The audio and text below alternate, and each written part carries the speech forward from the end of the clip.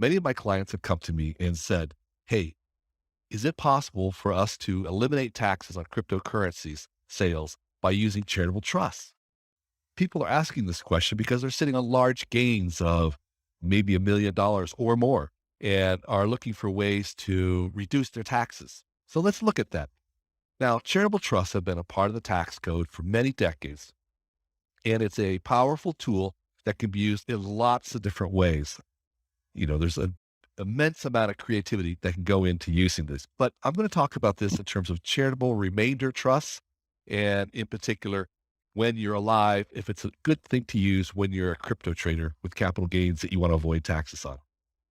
If someone tells you that you can pay zero taxes by using a charitable remainder trust when you're a crypto trader, they're flat out misleading you.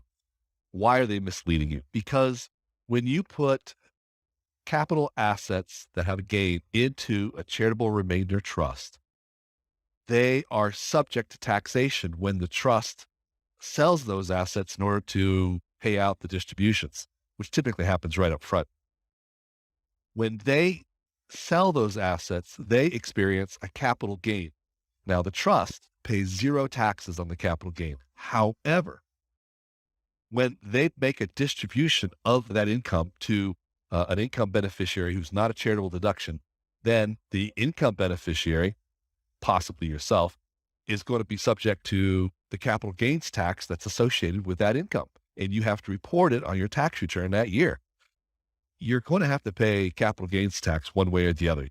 It's a total falsehood to suggest that you would not be paying capital gains tax on unappreciated capital assets being put into a charitable trust.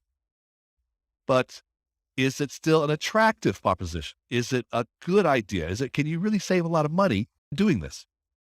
Well, charitable trusts are extremely complex. There's about 4 major types, and inside those types, there are several significant varieties. So it gets very confusing very fast. And one of the reasons it gets confusing is because we're always comparing the value of being in a trust by comparable numbers and what mathematicians and statisticians call present value. That is to say, if I owe you $1,000 next year, then it's at a 2% interest rate. It's the same as $980 this year. So we call that the present value of $100 in the future is $980. So this is a very common thing that's used in the analysis of trust to determine what you are going to have as a charitable remainder, whether or not your trust passes certain key tests that the IRS has, et cetera. Another aspect to know about trust is that they're heavily wrapped up in actuarial tables and statistics. Actuarians are what mathematicians do when they graduate from college. A lot of them become actuarians, and they're looking at statistics, like what's the likelihood that someone age 35 is going to live beyond the age of 50, beyond the age of 60, et cetera. And then they're looking at what are the statistics and the variables that go into that so they can come up with numbers to calculate how long an annuity payment might be or an insurance payment might be. So there are a lot of actuarial statistics which run off of several significant values, one of which is going to be percentages that come from the IRS. Another one's going to be your age, how long the term of the annuity payments are going to be to you. And then another one is going to be your expectation. Now, this is not an actuarial statistic, but it plays into the calculation. It's your expectation of how the economy is going to reward your investments over the life of the trust. Do you think it's going to be aggressive? Do you think it's going to be in a slow economy? And your assumptions there have a significant effect on the stability of the trust. Now, one thing that they never tell you about in a presentation is this thing called the clawback. Now, it might go by different names, but when you set up a charitable remainder trust, you're making a commitment at the beginning of that trust to give a certain amount of money to a charity. And one of the benefits of the tax law is that you can take a deduction on your tax return of that amount that you promise. Now, if you fail to deliver on that amount at the end of the trust, if there's not enough money left over to give that amount to the charity, or if at any time during the life of the trust, you have more than a 5% chance of not being able to give that amount of money to the charity, then the IRS will step in and revoke your charitable deduction that you made at the very beginning of the trust. They will deny it to you. They'll also take back any tax deductions that you claimed at that time.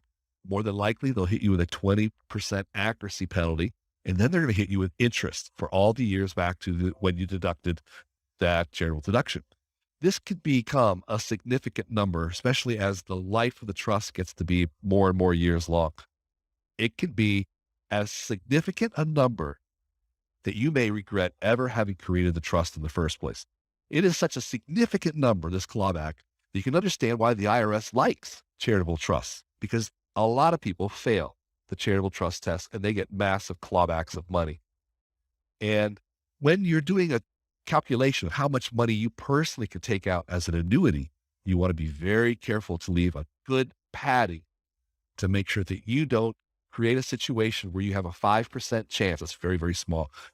It's it gives very little wiggle room with a 5% chance to not make that 350,000.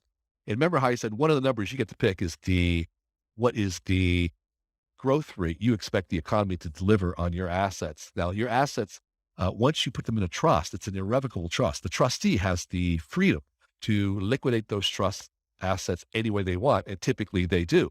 They want to bring them to cash so they can lock in what the payment stream is going to be so that they don't have to worry about it. So then you get a question is how much can they make from our investment on an ongoing basis, year in, year out? What percentage return should I expect? We're going to show in the statistics, I'm going to show you on the page, 6% growth. Now, you might say cryptos are doing better than 6% per year, but that's assuming your trustee keeps your assets in crypto. He may choose to put them just in cash or to a conservative income fund from a brokerage firm. So you have no idea what's going to happen. If you were to say, in order to get a higher payout, that you're going to experience a 10% annual growth rate in order to justify a higher payout of an annuity to yourself, and then you fail to deliver, or not, won't be you, but the economy has a slowdown, and all of a sudden many years go by where you don't deliver on a 10% result, then all of a sudden you're going to start to fail the 5% test on the charitable remainder. So, and you'll experience the clawback. Now let's look at some numbers. Now, my clients have told me an example of a situation of an interest in getting possibly $80,000 a year for a lifetime by setting up an annuity, a charitable remainder trust annuity, where they would put $1 million into it. This would be $1 million of unrealized gain. So their assets have gone up $1 million. They want to put it in there. And they also, let's just assume, they were, for comparison's sake, that you bought the assets for $1 and now they're worth effectively $1,001. So they said that the way the trust works is you have to put a certain amount in for charity. They recommended $350,000 as a reasonable number.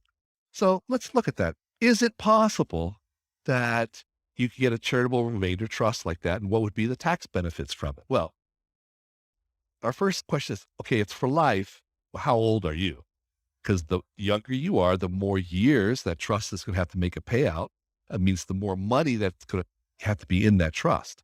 If you're at age 35 and you wanted $80,000 for life, trust proposal would fail the basic test, the basic year with the IRS. It would not be able to deliver on the charitable remainder commitment of $350,000. It absolutely fails dead on coming out of the gate. Well, what if someone said, hey, what about I'm 55 years old and I want to set up this $80,000 a year trust for life with a $350,000 charitable commitment? Would that work? And the answer is no. Once again, this fails flat out. It's a no starter. Now, well, let's just back this up. Let's say, hey, what if we, how many years can I get by with a $350,000 charitable deduction and $80,000 a year personal payout to me? What can you set up for that? And if we look through with reasonable assumptions, as I list up here of a 6% annual trust growth rate, which is actually aggressive, a 1.2% IRS 7520 rate, which is the current rate, and assuming that you're someone with an average income of, say, $100,000 normally non-crypto, and you're married, what I calculated is that you could get 8 years of payments at $80,000 with a $350,000 payout for the charitable remainder trust. Now, all of a sudden, we have a trust that qualifies as a valid charitable remainder trust. And as you can see, someone who's thrown out these statistics, you can play with all sorts of numbers. And in this case, in order to make something work, $80,000 for life with a $350,000 charitable gain trust, you're going to have to assume an exceptionally high, significantly risky annual trust growth rate on your investment there. And because you made it high, your likelihood of a clawback is staggering. Let's look at what that amount is. Now, as we see here in this column, it says PV amount keep. Now, what that means is the PV is the present value. It means in today's terms, what is it worth for what I get? Now, we're so focused on avoiding tax. The question I ask really is are you really more concerned about avoiding taxes, or are you trying to maximize how much you keep? I think people want to maximize how much they keep. When people come to me and say they want to do this, they're not saying I have a desperate need to give $350,000 to charity. They just heard that's a way you can maximize what you keep. And in this situation, what you keep is going to be $636,000 of the $1 million gain that you put in. The potential clawback, should you fail to deliver that $350,000 commitment, is $546,000. That's right, $546,000. It's almost 80% of what you're getting paid. All right. Now, as I said, I think most people are interested in trying to keep as much of their money as possible. What if I propose to you a separate option? What if you say, forget about this charitable trust shenanigans? What if you just simply do the basic sale of your assets using long-term capital gains tax rates and just sell them? Claim a $1 million long-term capital gains tax. Is it really so bad? Well, let's look at it. When you sell something to high, you also experience another tax called the net investment income tax. It's all calculated in here. It is somewhat affected by your other income. In this case, we assumed your other income was about $100,000. And as a result, what you get to keep is $763,000. In other words, you get to keep almost $130,000 more than the charitable trust is going to let you keep in present value terms. So that's pretty significant. I think then, and you have no risk of the clawback. So, I think that's raises some very key questions. Now, someone would say, hey, what about Bill Gates and Warren Buffett and J. Paul Getty and these people who have set up charitable trusts before and they're doing it while they're alive? How come I can't do it? Well, I'll tell you why. Because they already have very high incomes to begin with. You're already at the top tax rates for regular income. A person here, $100,000, they're at a middle tax rate for income. And that does make a very significant difference. Plus, they have used other tax advantages in their overall financial structuring. So it's a much more attractive offer for them to set something up for life. Now, most charitable remainder trusts really are designed for people who have died or will be dying, as a way to take all their assets, throw it into the charitable remainder trust, distribute it on a annual basis to their beneficiaries that they want, with all those restrictions that they'd like to have, and then give the certain amount to charity. So in this case, when someone is doing it posthumously, they're not concerned about what the tax options are. But here, when you're doing it while you're alive, a charitable remainder trust has to compete with the option of simply doing nothing at all and just selling it the normal old-fashioned way, which in this case looks like a great deal. There are ways when you have higher amounts of money, so you don't have to pay as high administrative fees, and you have other investment options that you might be able to have a more influential trust advisor who might be willing to hold assets in more risky ventures where they have more of a likelihood of winning and preserving the value of the trust. But this would be reserved for much more expensive trusts who are willing to take a greater fiduciary risk. I hope this has been helpful for you. Charitable remainder trusts are powerful tools, but they're not right in general for the average crypto trader, in my opinion.